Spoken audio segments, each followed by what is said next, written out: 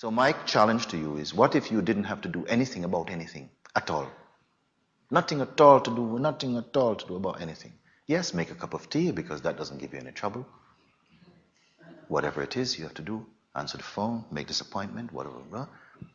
But it does not accompanied by this idea that there is something that I need to do to be stable in the awareness, because I tell you that is a trap. Forget about it. If you touch this idea, you believe it instantly into existence. And then you have to believe another idea to remove it. So why not drop both ideas in the first place and stay where you are? You're simply here within which all that arises for you, including the sense of spirituality, forget about spirituality then. Forget about enlightenment and forget about you also. And what remains here? That which cannot be gotten rid of remains. It's just that, simpler than simple. Sometimes we overuse the intellectual faculties, which are only meant to take you up to the seeing, and thereby they say goodbye. We have served you enough, they will go. You're simply here. All this knowledge that we acquire, called spiritual knowledge, is only a mirror for the timeless to see itself. And for what reason? For no other reason than it's fascinated with its own recognition for some reason. I don't see that the idea that something is difficult, which is a persistent notion in the psyche of the human expression of consciousness, that we just have to do something to kind of, sometimes we're speaking like also a sense that we must get something accurately. So I said, no, there's no accuracy in the self. Or everything is the self. If you give up all your notions, all your effort to try and get somewhere, just drop it right here now, because you have the power to do it. Just drop it. Yes. Just like you're sitting in a restaurant full of people, clinking glasses and utensils and stuff, and talking, and there's music, and yet you can have a sweet conversation with your friend sitting across the table, because you don't let it in. Yeah. In the same way, you don't let these thoughts in, that there is something that I need to do to stay more present. And the minute you are without this thought, the recognition is here. You know what? Oftentimes, this moment of seeing is attended by great laughter. There's nobody laughing, it's just... It seems too simple to be true. Because how many books, how many libraries, how many CDs, how many teachers, how many stories? Can it all be pointing to this simplicity? My God, what a joke, what a strange thing. That I simply am. Some full acceptance of this ever-present truth happens, as it were. We can give it the title of grace or sort of benediction or whatever it is, but it simply happens. And this movement that there is something that needs to be corrected, yes, at times I can say this, because another time I might tell you, you know what, you need to stop doing that and do this. And there has to be that flexibility, that openness, which is present in the beingness, to actually hear that and see the sense in that in the moment, and still see that although you have to do something to see that, actually you have to do nothing to be that. So this is a kind of paradox that seems to happen. And we are mostly molested by these thoughts that something gets in the way. Yes. So there's a time when I'll tell you, yes, in the moment this thing seems to be in the way.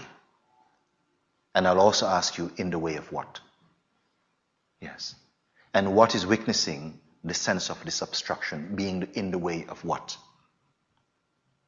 We have said that awareness cannot be on the other side of working through any process or practice. It has to be that in which even the very idea, the striving, the first thought happens already in the awareness.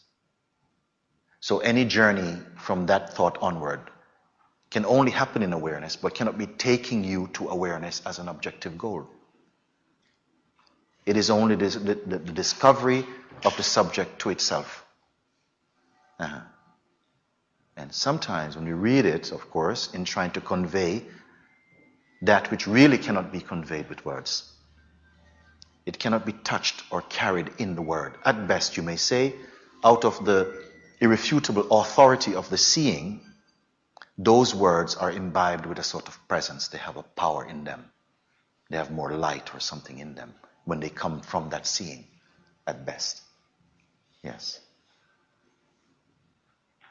That when you yourself are the seeing and the experiencing, and yet beyond at the same time, you cannot explain this, and as I said before, thankfully you don't have to write a thesis about it. It's just your own inner seeing. Something very private, let's use the word for that for the moment. But it cuts away, strips back all these layers of should do's and should do nots, and leave the truth in its nakedness as it is, here, present, now. What can be simpler than that? Prior even to simplicity, you are that.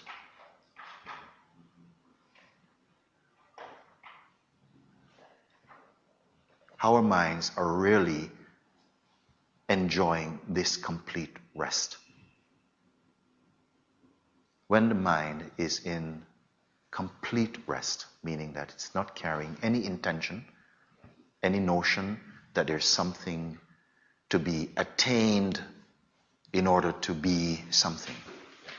It spontaneously is one with self. It is self is self. Yes. Drop the notion that something stops you from being this. That's only a notion arising in this. What is this?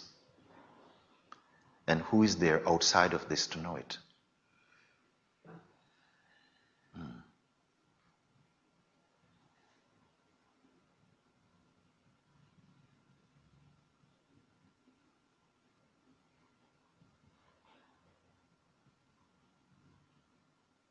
In this that we are, it does not even say, I am this.